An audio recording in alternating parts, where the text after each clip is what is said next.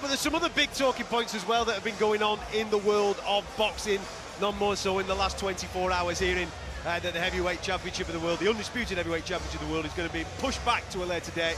Feb 17th is not happening. Tyson Fury unable to proceed with that day as he suffered an injury during his training camp and won't be facing Oleksandr Usyk on Feb 17th. Initial thoughts when the news came through yesterday, Carl. Obviously every single fan that has been waiting for this for the best part of 20 odd years, an undisputed heavyweight title fight, that is, incredibly disappointed. Absolutely, I was bitterly disappointed because I really have been looking forward to this one, and initially I didn't think it would happen. I mentioned it on my my own YouTube channel, Froch on Fighting. I get a little plug in there, but I did mention it, and I said I don't think this fight can happen. Not because I thought he was going to get injured. I thought he'd pull out with an injury like an arm or a shoulder or bad back, just to give himself more time. But to actually see this cut on his eye, I'm like, is that the cut from the Otto Wallin fight that opened up? Why is he sparring sloppy with no face protector on? Why is he putting himself in a position 2 weeks out of the fight, looking sloppy in that sparring that I've seen? But I don't know whether to take into that sparring session and the footage that I've seen, how real to take that. I don't know how much credibility to give it, because even the picture looks like an old picture. I mean, he looks in fantastic shape from what I've seen. So until I've seen him have an interview with an eye stitched up, I'm still a bit of a conspiracy theorist in terms of what's gone off. But I'm devastated. The fight's been cancelled. It's off. It's delayed. And I'm worried, is it even going to ever happen? Because anything can happen in the landscape of this heavyweight division. Yeah. Cobra, I'd like to come in on that one. So I saw that footage as well, and I think that was legitimate. The shot that landed looked like it was shot and he went through with that elbow. But you know, when you're talking about, you know, what sort of footage was that, where was that, I actually saw him on the hospital bed getting stitched up as well. So I do believe. Well, you visibly saw him on there. No, I didn't. But I've seen all the pictures and the video footage. So I watched John F. Kennedy get shot, and now the FBI's opened the file, and we're not sure. So I need to see Fury having a conversation with stitches in his eye. But what I'm saying is, I think that it was a legitimate shot that opened his eye, and not the, you know, we're all upset that we haven't got this undisputed fight, and I agree with you in many senses. You know, why was you sparring like that with 2 weeks out without the proper head protecting stuff like the facial protection and whatnot? But I just think it was one of those unfortunate Well, listen, things. the bottom line is the fight's off and we're all devastated. Yeah. So, but when does the fight happen now? Because Usyk's probably going to fight. Where will he fight? Will he fight Hrgovic? Will he fight somebody like that? And then you've got Anthony Joshua fighting Ngannou. Yeah. I just think the landscape changes, because we wanted to see Fury win, or Usyk probably, I don't know, close one. But we wanted to see Anthony Joshua ultimately maybe in with Fury. And now we're so far away from that happening. It's devastating. It is devastating. And listen, you brought something up there that I think we have to tackle, because since this news broke yesterday, I've been on the radio on several occasions, obviously giving my opinion on it and trying to relay facts back to fans and what have you. And you go on social media and you see the conspiracy theorists. They're all out there, they all doubting various bits and bats. And the reason for that, in my opinion, is that when you're consistently inconsistent, as Tyson Fury maybe has been over a long period of time. The boy who cried wolf springs to mind. Well, you end up getting the backlash from the fans, and you've got to hold that. Also, as well, when you're on record having a go at another fighter, when you were booked to fight him and he ended up getting a cut and he ended up pulling out of a fight, then the backlash is going to come back. I'm referring obviously to the David Haye fight back in 2013. Listen, the cold hard facts are quite simple at the end of the day. Fighters get hurt in training. I'm sure you boys have been in that situation as well. They do get hurt in training.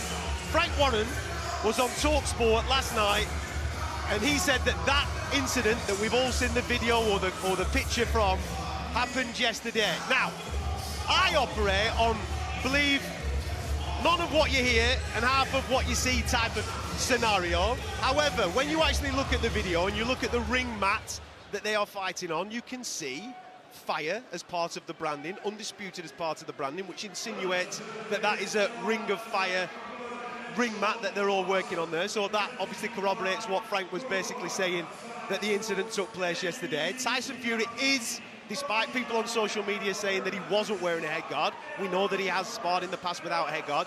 He is wearing a headguard in that particular video, isn't he? And he is supposed to be sparring incredibly hard 2 weeks out from the biggest fight of his entire life. He quite obviously gets clipped by an elbow. The hand misses, is an elbow that clips him just on the eyebrow. We know that he's got a bit of scar tissue in that area from the Otto Wallin fight. Has that been reopened off the back of that clip. Everything that has been presented as to why February 17th isn't happening kind of is consistent given the information we've been having over the last 24 hours. Now, obviously, I completely get the disappointment from the fans. What's the point in getting angry about it? If anybody should be wanting to pick holes in this thing, given the way that they've been treated from all these people involved, should be me. But I'm of that thing where let's deal with facts, take emotion out of it. We've been presented with X, Y, and Z. Stories have been given to us as to why certain things have fallen off, and we've got to take that at face value. Frank Warren was on talkSPORT yesterday. He said that it's going to be rescheduled. Turki Al-Sheikh, the man with the money in the Middle East, has been on social media. He says it's going to be rescheduled. We've waited 24 years for it, haven't we? What's another 6 months? Yeah, totally. Yeah, listen, I agree with you. Can I just say really quickly, it's 6 months that I think Tyson Fury may not have. I think he's struggling to get them extra pounds off to get down to his optimum fight weight. He's slowing down. He doesn't throw as many feints. His feet are slower. He's been dropped 4 times in his last 70 rounds. And another 6 months could be really detrimental to him. If he's serious about boxing and if he still has got the desire, which I don't think he has, the last thing he needs is a 6-month break. If you're Oleksandr Usyk, do you take a fight in the interim while Tyson Fury's eye is being healed? Yes, if the money's there for Saudi, because he's got to keep busy. He's 37. I know he's 2 years older than Fury, actually, but it's the miles on the clock, and he lives the Spartan lifestyle, Usyk. He's not got the miles on the clock that Tyson Fury's got. I think the Deontay Wilder fight took a lot of steam out, a lot of wind out the sails of Fury, and his lifestyle. Don't forget, when he beat Klitschko for the title, he had a 3-year bender. He was gone, wasn't he? He put weight on.